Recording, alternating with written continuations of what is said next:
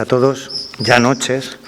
Hago un pequeño preámbulo, los primeros los agradecimientos a la organización por la programación y la planificación de las jornadas, a las cuales he tenido la gracia y demás de asistir. No saben ustedes lo contento que estoy en participar en estas sextas jornadas por los diversos hechos relacionados con la pandemia que nos ha tocado sufrir a todo el mundo. Ese es el primer aspecto. La segunda, presentarme. Soy Pedro Ripoll, he participado anteriormente en algunas jornadas, en alguna de las ediciones anteriores de las jornadas. Soy arqueólogo, pero en una disciplina determinada, y esta disciplina es la arqueología del paisaje, la arqueología del territorio, o en términos franceses la arqueología, o sea, la arqueogeografía. No todos los arqueólogos estudian o analizan los cacharros, los artefactos producidos por la humanidad, sino hay algunos, como yo, que están dentro de una parte de la disciplina que estudiamos el paisaje como un ente en sí, como un elemento en sí, entendiendo que el paisaje no es solamente el medio natural, sino es el medio natural antropizado. Lo que tenemos a unos kilómetros al norte, que son las tablas de Daimiel, sus tablas de Daimiel, las tablas de Daimiel de todos, es un paisaje antrópico, creado y transformado por el hombre. No es un paisaje únicamente natural, es un paisaje que ha tenido diversas transformaciones y que ha llegado hasta nosotros en esa fase en la cual ahora mismo asistimos, donde han habido elementos que han desaparecido y otros elementos que se han ido sumando a lo largo de la historia. Bueno, pues esa disciplina se denomina, en la nueva arqueología, se denomina arqueología del paisaje, arqueología del territorio o arqueogeografía en términos franceses. El que les habla, dentro de esa disciplina, especialidad de la arqueología, trata o está interesado y ha desarrollado la investigación, diversas investigaciones sobre una parte, y es las mallas de poblamiento medievales en el campo de Calatrava. ¿Por qué? Porque había una cuestión que me llamaba la atención, y es que en el territorio en el que nos movemos, y en pasadas ediciones de estas mismas jornadas hay algún artículo al respecto, nos encontramos con determinados despoblados medievales que aparecen en documentación o que no aparecen en documentación, pero sabemos que existen, y me remito, y los tienen cercanos: Curuenga, Gétar, las propias Virgen de las Cruces, Torroba, la Motilla de la Azuer, Villadiego, la aldea Manzanares. Son pequeños despoblados, lugares que han estado habitados en determinados momentos, que aparecen en la documentación o que no aparecen, pero que tienen su significado dentro del contexto general de la malla de poblamiento medieval en el territorio. Sobre todo, lo que yo estudio es a partir de la conquista del territorio por los castellanos, inicialmente por las tropas castellanas tras 1147, y después con su desarrollo, la ocupación militar y su desarrollo con la creación de la Orden de Calatrava, ubicada en el Castillo de Calatrava la Vieja, próximo de aquí, y con posterioridad el final del primer periodo con la derrota de las naves de Tolosa, de Alarcos, y después la victoria de las naves de Tolosa. Entonces, hay un momento de ocupación militar y un momento de colonización. Bien, dentro de esa disciplina, y hago ese amplio preámbulo con el compromiso neto de que voy a ser lo más breve posible, y he modificado sobre la marcha diversos aspectos para no entrar en diapositivas e intentar darles juego e incentivarles a que pregunten y que nos vayamos dentro del día de la fecha, no el día siguiente, y además que terminemos en breve, lo más breve posible. Bien, pues dentro de esa disciplina hay un elemento que es esencial, que me resulta esencial para comprender, o que nos resulta esencial para comprender el paisaje, y son los topónimos. Los topónimos, tanto a través de la documentación como los topónimos a través de las cartas, los mapas y las cartas planimétricas, como los catastrales, como los propios topónimos que salen en el habla diaria.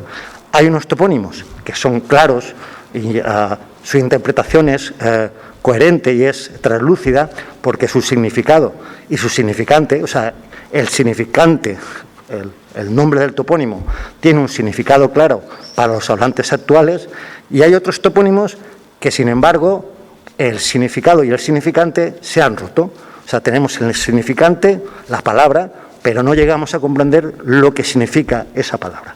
En estas jornadas, en el artículo, hago mención a una serie de topónimos del término municipal de Daimiel que tienen un significante muy claro para la comunidad, pero un significado poco claro. Topónimos que hay de ese tipo, Azuer es uno de esos topónimos, no sabemos lo que significa, inicialmente no sabemos lo que significa, Curuenga, Albuera, Vaciacámaras, Torroba, que no es de Daimiel, pero es por la proximidad a la Motilla de los Palacios, Adanes, Zuacorta, Zacatena, Moratalaz y una aproximación al propio nombre de Daimiel. De esos topónimos, no voy a entrar a hablar de todos estos topónimos ahora, soy especialista en toponimia árabe por una serie por especialización y los intento analizar aquellos que me encuentro que puedan tener una relación con términos o vocablos de origen árabe.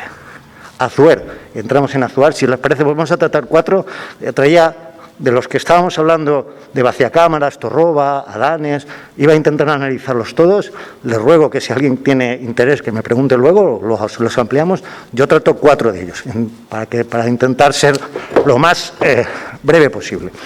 En este caso concreto, el término Azuer como río, dejando fuera o descartando la visión inicial que hay legendaria o mítica de que se refiere a un nombre de un caudillo, un caid musulmán, muerto en una batalla a sus orillas y que ahí toma el nombre, dejado eso de lado, porque al final hay una serie de historiografía que niega esa posibilidad, si lo analizamos en términos lingüísticos, aplicando el sentido lingüístico y la gramatical en árabe, lo que tenemos es un topónimo que está compuesto por SWR. El A, la primera A, viene dada porque es el artículo, entonces sería As-Suer. Ese As-Suer es, después de un análisis riguroso que les puedo indicar más detalladamente en las preguntas, en el turno de preguntas y si no en la lectura, viene dado porque hace mención a la existencia de presas en el río. El Azuer es un río muy llano que sabemos por historiografía, por documentación, que contaba con numerosos molinos en el territorio, desde Manzanares hacia abajo. Y también tenía una serie de represas. Sabemos que en Manzanares hay una argamasilla de Pilarbonas. Argamasillas es otro topónimo de estos que no queda claro el significado del significante. Una argamasilla es un muro en un río secundario, un pequeño muro en un río. Eso es una argamasilla. Argamasilla alba es un muro en un río, argamasilla de Calatrava es un muro en un río y la argamasilla de Pilarbonas en Manzanares es un muro en el río, que tiene relación con uno de los investigadores que me han precedido, los molinos. Los molinos se suelen situar en esos azudes, en esos ríos, y el Azuer es un río muy plano que está descrito que hace meandros y que hay 24 molinos desde su nacimiento hasta su confluencia con el Guadiana. Bien, el Azuer son esos muros que servían para antropizar el territorio, posiblemente o bien como albercones para ganado, o bien también para agricultura, para generar pequeñas zonas de regadío en torno a los ríos, como está descrito en Moratalaz, como está descrito aquí en el propio Daimiel, y como queda descrito incluso en la Membrilla y en Manzanares. Son muros que cortan el río y que sirven para esos fines, y son elementos que antropizan el paisaje. ¿Qué quiere decir eso? Pues que no solamente tenemos un hidrónimo, sino que también podemos analizar a través de ese significado cuál era el paisaje resultante en el territorio. Y eran pequeños regadíos, aprovechando esas zonas, esas represas en los ríos, que posteriormente, cuando llegaron los cristianos, y creo que son anterior a la llegada de los cristianos, el nombre es anterior a la llegada de los cristianos, algunos de ellos son utilizados para ubicar molinos de molienda, porque el territorio también es un gran productor de cereales y se utilizan para la instalación de molinos, ¿vale? Entonces, ese es el término azuar, que es uno de los primeros, el que daba nombre al artículo. Más términos. Albuera. Albuera sí tiene significado y sí que albuera no deja de ser la albufera. La albufera sigue teniendo ligazón el significante con el significado, porque lo reconocemos, albufera, pero en el caso de la albuera, además, hay otro elemento que también da una cierta información que no es desechable. Y es, la Albuera es la laguna que hay al noroeste de la población, está descrita, hay un yacimiento romano, hay un yacimiento de bronce, hay un yacimiento romano, se describe en época de Madoz que se pescaba en ella, o sea que era una zona de pesca, pero el término Albuera, que viene de Albujaira, que es el diminutivo de Barg, que es la laguna grande, el mar grande, el Barg es el mar por excelencia, y la superficie grande de agua, y la superficie pequeña de agua es la Albujeira, ¿vale? Entonces, esa Albujeira, el significado, si se va a su definición, el significado en árabe también entraña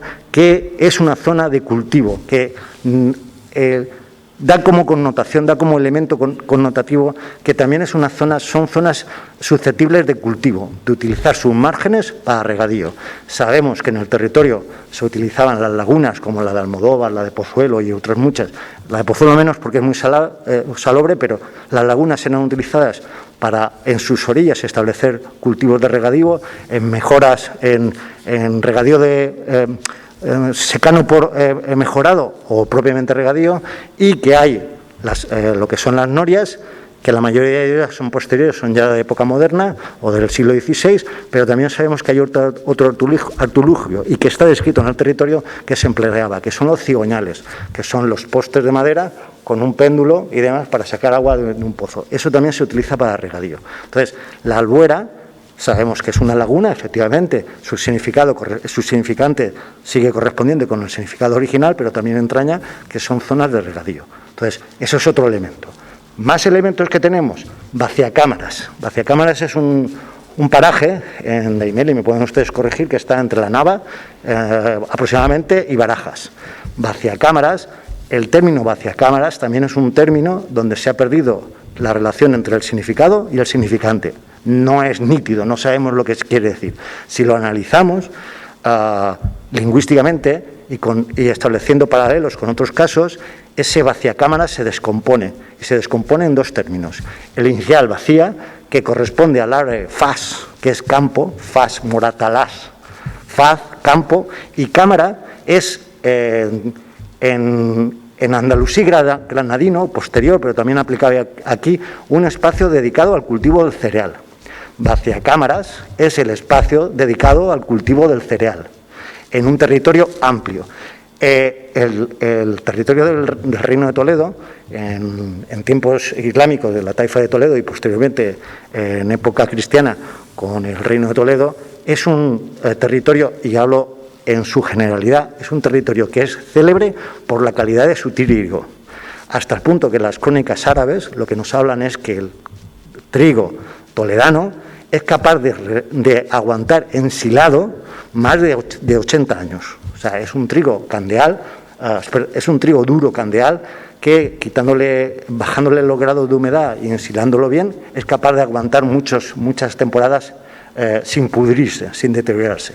Entonces es un trigo importante. Bueno, pues ese elemento del trigo que aparece en los documentos también lo podemos ver en la toponimia, con ese vaciacámaras, que es el campo del trigo.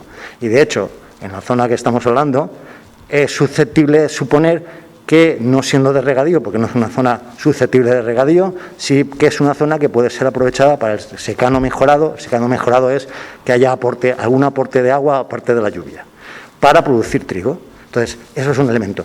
No es exclusivo de aquí de Daimiel, se da en Puerto Llano, se da en Granátula, se da en otras localidades del territorio de la provincia y fuera de la provincia, incluso en la zona granadina, que también está analizado ese cámara, con Q, cámara, que es el lugar del trigo en árabe. Es un término que indica producciones de cereal en árabe.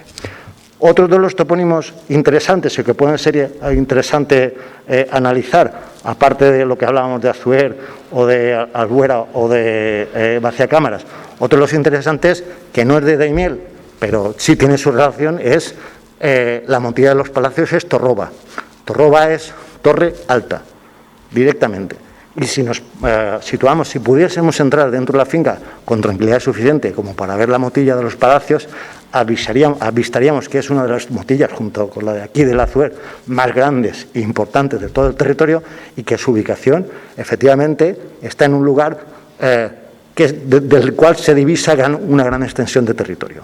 ¿Vale? Entonces, ¿por qué lo de Torre? Porque posiblemente en registros arqueológicos, y se excava la de aquí de Azuer, y no se excava quizás la de los palacios, en registro arqueológico tiene registro arqueológico no solo de la Edad del Bronce, sino ibérico, romano y medieval.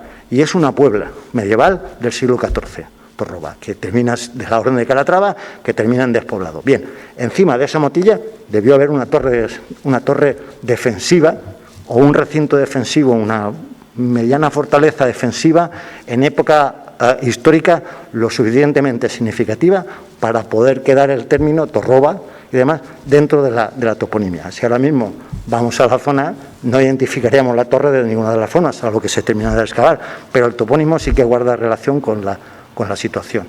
Y por último, por no dar vueltas, por último hay un topónimo que está analizado, que ha entrado en su análisis, y es el propio nombre de Daimiel. Daimiel, creo haberlo discutido tomando café con algunos de los presentes, considero que historiográficamente hay algunas visiones que implican, o versiones que implican que tiene alguna relación con algún término o topónimo latino. Yo considero que no, que inicialmente el topónimo puede también ser un hidrónimo en árabe, que tiene peor lectura que el resto de los topónimos que he analizado, pero que hay un hilo conductor, y es: si le retiramos el sufijo yel y consideramos que el ese yel final viene dado por la misma razón que Montiel, que es un sufijo latino mozárabe de época medieval plena, la partícula que nos queda inicial, ese dam o daimam, sí tiene relación con el árabe, y hay un conjunto de topónimos a nivel nacional que nos pueden servir de indicación. Cuando analizamos o cuando estudiamos los topónimos y no tenemos el significado claro y el significante puede tener variaciones, lo que formamos son conjuntos de topónimos. El topónimo pasa lo mismo que en Almagro o en Malagón o en Porzuna o en Pozuelo. Hacemos conjuntos de topónimos. Intentamos analizar qué elementos comunes pudiese haber entre los topónimos. Hay algunos que no cuadran, porque al final es aleatorio, el conjunto es aleatorio, pero hay otros que sí cuadran. Y Daimiel podría estar cuadrándonos con Daimús, Ademús y algunos topónimos de ese tipo, de ese conjunto de topónimos. Bien. Cuando hacemos el análisis intentamos circunscribirlo a las primeras manifestaciones del topónimo gráficas, y tenemos Daimús, creo que es, o Daimús, las primeras descripciones del topónimo. Si partimos de esa grafía y intentamos y pensamos que puede ser que esté consolidada, que no haya variado demasiado, hay una serie de topónimos en árabe dentro de toda la cuenca mediterránea que son del mismo tipo y vienen a significar la hondonada, la caverna, la mazmorra, la hondonada o el sitio recóndito. El rincón Ademuz, en árabe, en Marruecos hay elementos también de ese tipo, en Sicilia también, en Túnez también, en Malta también hay topónimos de este tipo, de esta familia, y en Oriente Medio. Entonces, hay una partícula en árabe que efectivamente es la hondonada, o el rincón, o la zona baja, o la caverna. Pudiese darse el caso que pudiésemos estar manejando ese tema. Ahora, cuando nos vamos a la planimetría, y eso es lo que hacemos en análisis del territorio y en el paisaje, cuando nos vamos a planimetría y nos vamos a las ubicaciones, tenemos que analizar que eso tenga algún sustento. Y lo que nos encontramos en Daimiel, en la localidad de Daimiel, es que precisamente está en el fondo de lo que parece ser, y está en el artículo, y lo publico, y de lo que parece ser, que además está también identificado en otras disciplinas científicas, un paleocauce del Azuer que posiblemente terminase en la Nava. De hecho, hay publicado alguna referencia histórica reciente, y además, por algunos de los presentes, indicando que el río Azuer termina saliendo por el camino de Ciudad Real y demás. en una de las inundaciones. Entonces, si nos vamos a altimetría, a los registros de altimetría, efectivamente se ve que desde el punto donde el Azuer corre más cercano al actual núcleo urbano, partiendo hacia el oeste, vamos bajando. Hay solamente un lugar donde el que les habla tiene una duda, y es en la unión del camino viejo de Ciudad Real a Daimiel con la zona de la Nava. Ahí hay un punto y demás que no tengo claro si pasa o no, pero lo que sí sé es que el resto y el núcleo de Daimiel está más bajo que el cauce del Azuer, viene a estar incluso más bajo del cauce del Azuer. Entonces, no deja de ser un hondo. Y es un hondo que además tiene su razón, para que aquí, y eso estaba analizado, o lo analicé en otro de las jornadas y en el conjunto general, la totalidad o práctica totalidad de los enclaves de poblamiento de época medieval en el territorio, hablo de época medieval, siglo XII-XIII, están vinculados con el agua, lo cual es normal, pero están vinculados con el agua por el tema del abastecimiento humano, por el tema del ganado y sobre todo por el tema de la agricultura. Son en pequeños enclaves próximos a zonas de riqueza hídrica, sean lagunas, como comentaba, sean fuentes, sean pequeños arroyos secundarios. Es raro que un núcleo de hábitat esté cerca de una gran fuente de agua. O sea, salvo Curuenga, que está en lo que es el arroyo de Navaseca, con el canal de Griñón, y Calatrava la Vieja, en el resto de territorios, los enclaves, si nos vamos hoy a verlos, son un secarral. Torroba no deja de ser una zona de secano, pero si lo analizamos históricamente, sabemos que hay una laguna, en Daimiel hay una laguna, en Pozuelo hay una laguna, en Bolaños hay una laguna, en Almagro hay una laguna, o sea que hay una característica en los enclaves de poblamiento del territorio medievales, y es que están ubicados junto a zonas hídricas que propician cultivos de regadío, en pequeña extensión. Cuando hablo de núcleos de hábitat, algunas veces tengo que apuntillar. Estamos hablando de 50 a 60 personas, no más gente. O sea, estamos hablando que son 10 familias, 12 familias. Eso es lo que nos describen los documentos medievales, para considerarlo parroquia. O sea, Curuenga, se cita en 1245, se cita como parroquia. En Curuenga no había más de 12 o 15 viviendas, o sea, 12 o 15 familias. 12 o 15 familias constituirían una parroquia. Daimiel sería algo más grande porque da la sensación de que tiene, por una serie de razones, tiene mayor entidad. Pero Torroba también debería tener 12 o 15 familias.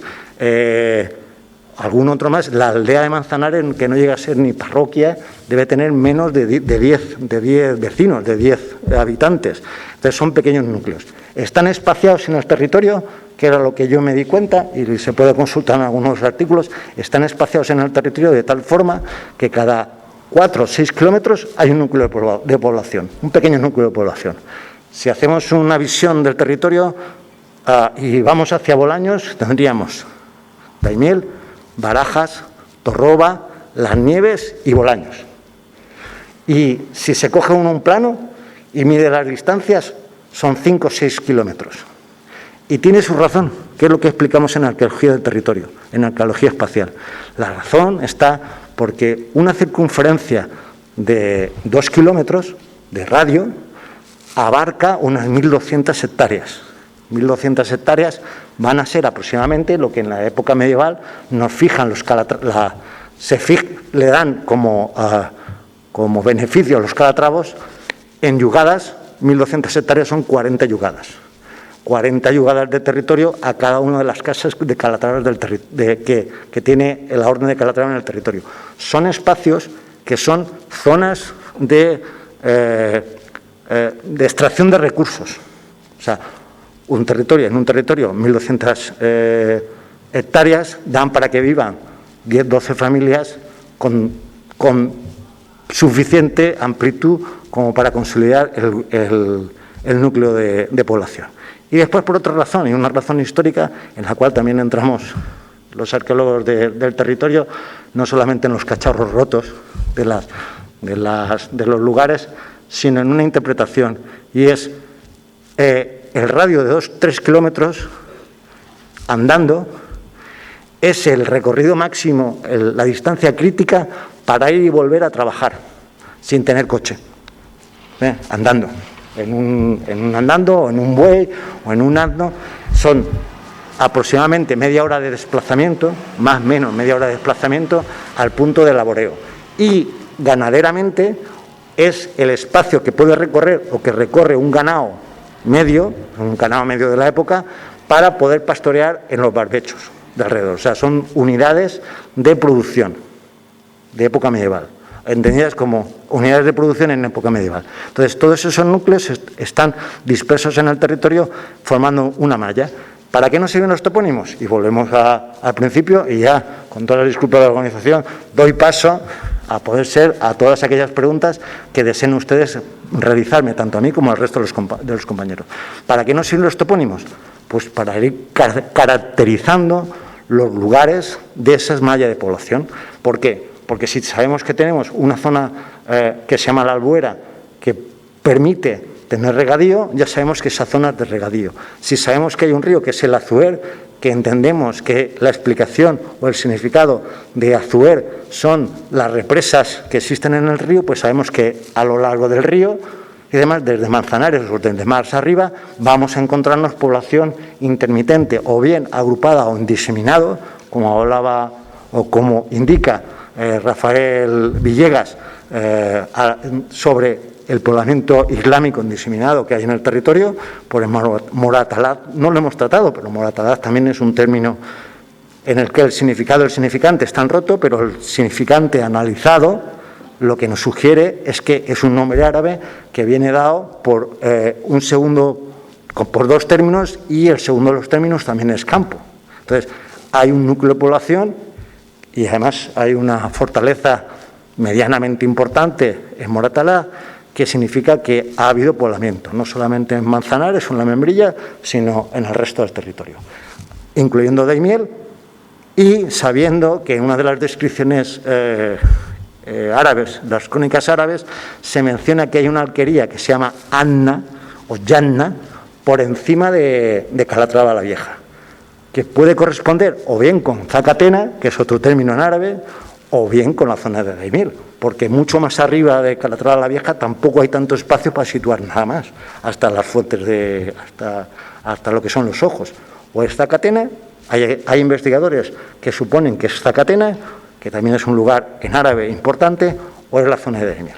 Y básicamente a eso es lo que nos dedicamos los investigadores desde la arqueología en su faceta de la arqueología del espacio o espacial o territorial o la arqueogeografía, y a lo que se dedica el que les habla en sus momentos de investigación, al objeto de poder determinar esa malla de poblamiento que hay en el territorio. Porque sobre todo lo que puedo avanzarles es que lo que sí que da la sensación es que hay un proceso de ocupación militar cristiana en el siglo XII, a partir de 1147, pero que después hay un proceso de colonización del territorio por parte de cristianos que vienen del norte, de las tierras castellanas del norte, y que se asientan en el territorio para explotar los recursos, y sabiendo que en el territorio sigue habiendo población musulmana, residual o no residual. No se van. O sea, eso se lo tengo muy claro, lo hemos hablado. O sea, ya es una cuestión que está consolidada. Sabemos que la población musulmana del territorio no se marcha, que posiblemente cuando la conquista cristiana de Calatrava la Vieja se marchen las élites musulmanas, los gobernantes almorávides, pero que en el territorio hay población musulmana. De hecho, y por eso la importancia también de los topónimos, todos estos topónimos son en árabe, que indica que existía población musulmana, independientemente de que sepamos también que Daimiel es una de esas 5 villas donde había una aljama, y que sepamos que al menos hasta principios del siglo XVII en el territorio hay población morisca, primero mudéjar y después morisca, que siguen hablando en árabe, que siguen teniendo referencias en árabe. Por eso los topónimos que conservamos, por eso esos topónimos en árabe que todavía conservamos, muy evolucionados. Eso por un lado. Y después, simplemente por terminar, indicarles que precisamente esos topónimos en árabes dan cosas tan curiosas como, si conocen ustedes, Ciruela en Ciudad Real. En Ciudad Real hay una localización con una fortaleza que se llama Ciruela, que parece nítido el topónimo. Esto es un árbol, un fitotopónimo en castellano. Bien, tenemos la suerte en Ciruela que hay un documento de 1152 en árabe. O sea, está escrito en árabe. Bien, lo que significa ciruela lo que es un derivado de un topónimo, de un vocablo en árabe que es un diminutivo de roca, de peña. Ciruela, el término ciruela era el peñoncillo. Si alguien ha estado en Ciruela, conoce Ciruela, el castillo está encima de un peñón volcánico, de un domo volcánico. Entonces, eso es una de las cosas que desde la arqueología del espacio o la arqueología territorial analizamos o venimos analizando, la relación de los topónimos con el territorio. Básicamente es eso. Les decía que iba a intentar ser lo más breve posible, he intentado contenerme, la mascarilla ya no me da más de sí y les ruego, si hay alguna pregunta que quieran realizar, ahora en el turno de preguntas, yo estoy sumamente agradecido que ustedes contesten y yo en la medida que pueda se lo indico, sobre todo por lo del paleocauce del Azuer hacia la Nava, que pudiese darse el caso de que diese sentido a lo que es el término de Daimiel. Muchas gracias a ustedes y las preguntas, Diego, cuando ustedes quieran.